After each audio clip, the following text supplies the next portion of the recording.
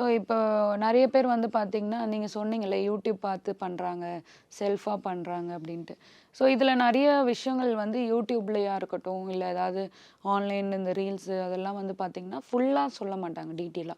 அந்த லுக்குக்கு அவங்க என்ன பிரஷ் போடுறாங்க, அந்த லுக்குக்கு அவங்க என்ன ப்ராடக்ட் போடுறாங்க, அத மட்டும் தான் சொல்லுவாங்க. பட் மேக்கப்ல இன்டெப்த்தா பார்த்தீங்கன்னா நெறைய இருக்கும். ஸோ ஒரு ஒரு ஸ்கின்னுக்கு ஒரு ஒரு ப்ராடக்ட் யூஸ் பண்ணுவோம். ஆயிலி ஸ்கின்னா இது சூட் ஆகும், இது சூட் ஆகாதுன்னு இருக்கும். ட்ரை ஸ்கின்னா இதுதான் செட் ஆகும்னு இருக்கும். ஸோ இதெல்லாம் வந்து நீங்க ப்ராப்பரா அத லேர்ன் பண்ணிட்டு தான் பண்ணணும்.